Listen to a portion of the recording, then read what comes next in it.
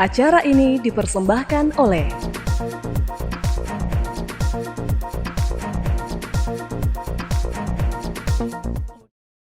Halo pemirsa Unhas TV, senang sekali saya Iva Syarahman dapat kembali menjumpai Anda dalam Unhas Daily. Dalam beberapa menit ke depan kami akan menyajikan berita-berita terpercaya hanya untuk Anda. Pemirsa, Raja Goa ke-38 Andi Kumala Ijo Karaeng Lembang Parang mangkat pada 28 November 2024 lalu. Lantas keluarga besar Kerajaan Goa bersama Dewan Adat bersepakat mengangkat I Latenri Sesu Daeng Matawang Karaeng Segeri sebagai pelaksana tugas Raja Goa ke-38 hingga Raja baru ditentukan. Keluarga besar Kerajaan Goa di Sulawesi Selatan bersama Dewan Adat Kerajaan Goa telah menyepakati penunjukan I Latenri Sesu Daeng Matawang Karaeng Segeri Karaeng Matoaya yang merupakan Tuma Bicara Buttari Goa sebagai pelaksana tugas Raja Goa ke-38.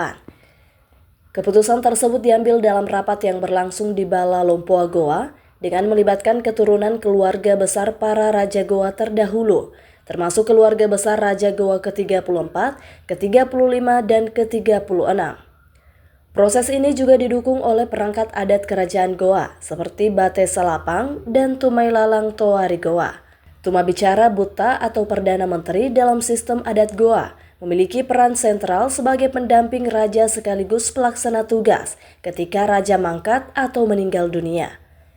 Dalam tradisi adat, Tuma Bicara Buta akan menjalankan tugas tersebut hingga raja baru ditentukan.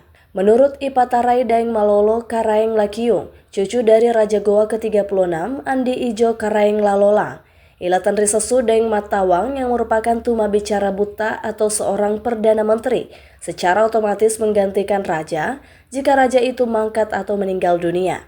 Tugas itu diemban hingga ditentukan siapa yang menjadi raja berikutnya. Raja Goa ini tidak berdiri sendiri, ada pemangku adatnya. Dibantu oleh Tuma Bicara Buta, Tumilalan Toa, Tumilalan Lolo, Tuko Janangang, ada Pacalaya banyak. Nah itulah Tuma Bicara Buta adalah itu Perdana Menteri untuk kondisi sekarang. Artinya wakil raja. Di mana-mana, dimanapun itu raja mangkat atau meninggal, otomatis yang akan mengambil adalah Perdana Menteri, wakil raja itu sementara sampai kita menentukan siapa yang selanjutnya untuk menjadi raja. Seperti itu. I Latenri Sesu Daeng Matawang Karaeng Segeri sendiri merupakan kakak dari almarhum Andi Kumala Ijo. Sebelumnya Raja Goa ke-38, Raja Andi Kumala Ijo Daeng Sila Karaeng Lembang Parang meninggal dunia pada Kamis 28 November 2024. Dia meninggal di usia 65 tahun setelah menjalani perawatan medis akibat penyakit jantung yang dideritanya sejak 2012 lalu. Rahmatia, Unhas TV. Pemirsa, Bank Negara Indonesia atau BNI dan PT Bumi Sarana Beton Kala membuka peluang emas bagi mahasiswa melalui program magang. Program magang ini pun menawarkan sejumlah posisi. Lalu seperti apa persyaratannya? Simak liputan berikut ini. Dua perusahaan yang sering menjadi incaran anak muda, yakni Bank Negara Indonesia atau BNI dan PT Bumi Sarana Beton Kala kini menawarkan peluang emas bagi mahasiswa. Peluang itu ditawarkan kedua perusahaan ini dalam acara Job Fair 2024 yang diadakan di Politeknik Negeri Ujung Pandang di Unhas Hotel and Convention pada Rabu 4 Desember 2024. BNI yang merupakan bank BUMN pertama yang menjadi perusahaan publik menawarkan program magang yang dinamakan Bina BNI. Bina BNI ini meliputi berbagai posisi seperti teller, customer service, dan posisi lainnya. Dikatakan Brand Manager BNI KCP Unhas Tamalan Rea Makassar, Maya Aditya Fusvita, program ini bisa diikuti mulai dari tingkat SMA, D1, D3, hingga sarjana. Dan pendaftaran program Bina BNI dimulai pada 9 Desember melalui website Bina BNI. Proses penyeleksian meliputi administrasi, wawancara, dan kesehatan. Jumlah yang akan diterima tergantung dari kebutuhan setiap cabang. Khusus untuk hari ini kami membuka lowongan untuk pemagangan, dalam hal ini kami sebut dengan Bina BNI. Jadi Bina BNI ini kurang lebih nanti ditempatkan bisa jadi teller ataupun mungkin di customer service. Betul. Jadi bentuk pemagangan ini kami sebut dengan Bina BNI. Jadi untuk program ini itu minimal jenjangnya SMA, bisa dari D1, D3, S1 boleh. Untuk syaratnya sendiri, jadi untuk syarat administratif nanti bisa dilihat di link yang sudah kami siapkan. Kemudian untuk mungkin persiapan, dari segi persiapan karena ada beberapa tesnya, ada kemudian ada seleksi wawancara juga. Nah mungkin selain itu dari segi kesehatan ya. Untuk penerimaan sendiri saat ini tuh memang kantor wilayah yang punya peranan sesuai dengan kebutuhan dari cabang-cabang. Selain itu, PT Bumi Sarana Beton yang merupakan anak perusahaan dari PT Kala juga menawarkan peluang kerja bagi mahasiswa. Dikatakan Human Capital Business Partner PT Bumi Sarana Beton, Safran, saat ini pihaknya telah membuka internship bagi mahasiswa tingkat akhir maupun fresh graduate pada beberapa posisi. Di antaranya Quality Control, Sales, Marketing, HSE, dan Mechanical Electrical. Karena terdapat 5 cabang di Kota Makassar sehingga akan dibutuhkan 1 tenaga baru untuk masing-masing unit. Meski tidak ada kriteria khusus, yang diutamakan bagi mereka yang memiliki sertifikasi kompetensi. Ya, jadi kita hadir di sini di Job Fair membuka beberapa posisi, khususnya untuk intern. Ada posisi Quality Control, Sales dan Marketing, HSE, serta Mechanical Electrical. Kenapa? Syaratnya yang bisa daftar. Oke, untuk syaratnya, requirement-nya itu pertama kita buka untuk fresh graduate ataupun mahasiswa tingkat akhir. Kemudian mahasiswa itu atau calonnya itu dapat mengalokasikan waktunya kurang lebih 8 jam dalam satu hari selama jam kerja ya tentunya. Kemudian lebih diutamakan yang memiliki sertifikasi kompetensi. Seperti itu.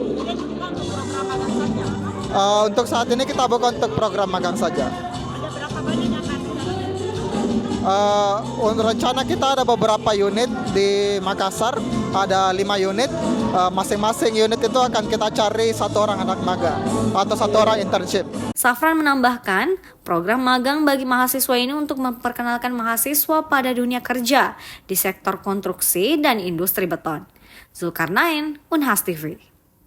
Pemirsa, tahukah kamu bahwa kesurupan tidak selalu terjadi secara tiba-tiba?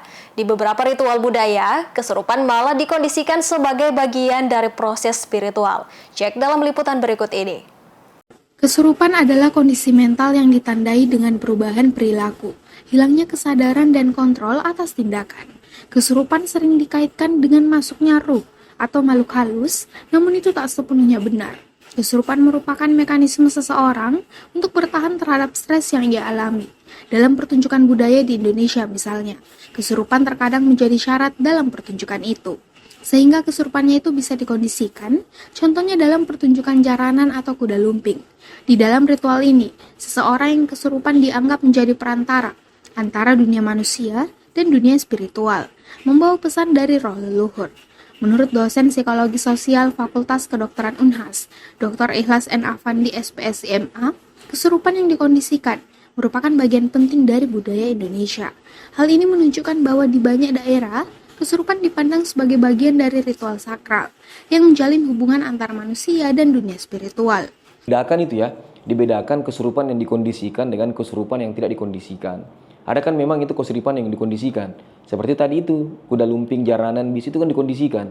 Bahwa memang ada orang memang kemudian diisi roh halus supaya dia tidak sadar. Jadi yang controlling dirinya itu memang di luar. Karena kan owned by, dimiliki oleh. Owned by, gitu kan, dimiliki oleh sesuatu di luar dirinya. Memang itu dikondisikan. Tapi dalam konteks psikologis itu memang tidak dikondisikan. Paham tidak maksud saya? Jadi ada memang kesurupan itu yang dikondisikan, disengaja. Jadi seperti saya misalnya, ya toh kamu misalnya seperti di Jawa Timur itu kan ada jaranan itu ya, kuda lumping. Itu kan memang anak-anak itu yang ikut itu kan memang diisi untuk menjadi kesurupan sehingga dia kebal lah, bisa makan beling lah. Itu kan memang di luar kesadarannya dia. Selama ritual, masyarakat juga melibatkan diri dengan menyanyikan lagu-lagu tradisional dan melakukan tarian yang dianggap sebagai media untuk menarik energi spiritual. Kesurupan ditafsirkan sebagai tanda adanya keterikatan yang kuat antara manusia dan spiritualitas yang melekat pada ritual-ritual tertentu. Ikhlas menekankan pentingnya memahami kesurupan ini sebagai bagian dari kebudayaan dan identitas masyarakat. Kesurupan yang dikondisikan dalam ritual budaya ini merupakan bagian integral dari warisan budaya kita yang perlu dihargai dan dipelajari. Feni Septiani Samuel, Unhas TV. Sebagai upaya mengimbangi perkembangan kesehatan mulut, Fakultas Kedokteran Gigi Unpad hadirkan seminar internasional bertajuk The Fourth Oral Medicine Conference. Hal ini sebagai upaya mengatasi permasalahan penyakit mulut di Indonesia yang masih terjadi secara signifikan. Berikut laporan tim Divi Unpad TV untuk Unhas TV. Departemen Penyakit Mulut Fakultas Kedokteran Gigi Universitas Padjadjaran selenggarakan The Fourth Oral Medicine Conference 22 hingga 23 November di Bandung. Kegiatan dibuka bersama oleh Wakil Rektor 1 Bidang Akademik dan Kemahasiswaan Unpad, Profesor Zahrotur Rusda Hinduan, Dekan FKG Unpad, Profesor Dudi Arifin, Ketua Panitia OMC 4 Dewi Zakiawarti MSC, Ketua Kolegium Penyakit Mulut Indonesia Profesor Irna Sufiawati, serta para pembicara dalam konferensi ini. Konferensi internasional ini mengangkat tema Interlinking Between Autoimmune Disease, Viral Infection, and Oral Cancer yang menghadirkan keynote speaker dari dalam dan luar negeri seperti Profesor Stephen J. Chalacombe dari King's College University, Profesor Tilakaratne dari University of Malaya, Adi Idris PhD dari Queensland University of Technology, serta Profesor Oki Suwarsa dan Profesor Irna Sufiawati dari Universitas Padjadjaran. Ketua Panitia OMC 4 Dr. Gigi Dewi Zakiawati MSc SPPM menyebut melalui kegiatan konferensi oral medicine ini diharapkan permasalahan penyakit mulut dapat diatasi di masyarakat melalui kolaborasi bersama. Untuk Oral Medicine Conference yang keempat kali ini, alhamdulillah kita mendapatkan kesempatan untuk mengundang pembicara dari King's College London, Profesor Stephen J. Chalacombe, kemudian dari University Malaya, Profesor Tilakaratne, kemudian ada juga Dr. Adi Idris dari QUT Australia, lalu dari Indonesianya kami ada Prof. Oki dan Profesor Irna. Nah, untuk OMC 4 ini kami benar-benar berbahagia sekali karena ternyata partisipannya itu luar biasa.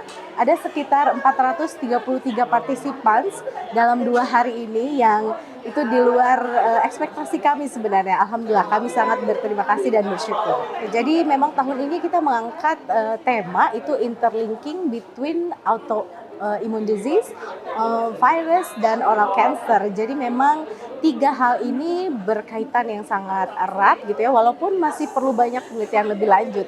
Dan siapa lagi yang menjadi frontliner-nya begitu ya, yang akan mengatasi permasalahan ini di masyarakat kalau tidak kita semua, khususnya oral medicine spesialis, kemudian ada juga dari pakar-pakar oral cancer dan oral patologi di dunia yang kita harapkan dari oral medicine conference ini akan ada sedikit secercah harapan ya, bagaimana oral cancer, autoimun, dan virus-virus ini dapat kita hilangkan gitu ya, atau kita kurangi dari masyarakat.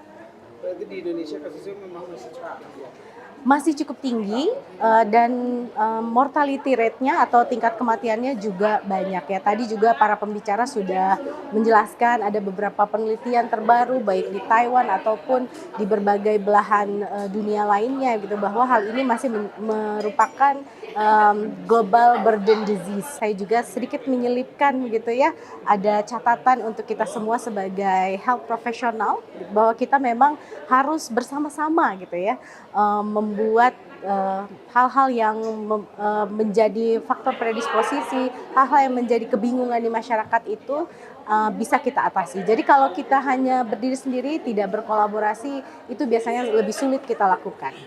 Gitu. Jadi kita bersama-sama untuk mengatasi dan meningkatkan kesehatan, khususnya kesehatan mulut di Indonesia. Sementara itu, salah satu keynote speaker Oral Medicine Conference keempat, Profesor W.M. Tilakaratne menyebut, kegiatan konferensi internasional ini sebagai langkah signifikan dalam mengimbangi perkembangan kesehatan mulut serta memberi pemahaman yang lebih baik bagi masyarakat Indonesia. Yes, I think this is a significant step towards improving oral health in general. Because as we all know, oral medicine and oral pathology is fast developing in this part of the world, especially in Indonesia. I was thrilled to hear you have almost close to 300 oral medicine experts, which is not the case in most countries. So I think in that sense you have taken a very strong step forward to popularize the specialty and also to look after the oral mucosal diseases. There's a whole range of oral mucosal diseases that come under the purview of oral medicine and oral pathology experts. So there is a lack of this specialty in most countries. But I am very happy to see, as a person who is going around the world to look after this specialty, the Indonesia has come forward to popularize the specialty and to give better oral health for people, especially in Indonesia. I feel this conference will pave the way for a lot of dental clinicians to take up oral medicine, oral pathology as their specialty, and also to give better oral health for your people. Oral medicine atau penyakit mulut belum dikenal luas oleh masyarakat. Universitas Padjadjaran merupakan salah satu penyelenggara program pendidikan dokter gigi spesialis penyakit bedah mulut yang telah terakreditasi unggul sebagai pusat pengembangan pendidikan dan penelitian di bidang infeksi dan imunologi oral serta obat herbal yang bertaraf internasional pada tahun 2026. Dari Bandung, Jawa Barat, Tim Liputan Divian 4 TV untuk Unhas TV. Pemirsa, berita tadi sekaligus menutup perjumpaan kita hari ini. Jangan lupa untuk terus saksikan Unhas Daily hanya di Unhas TV. Saya Fasya Rahman mewakili kru yang bertugas, pamit undur diri dan sampai jumpa.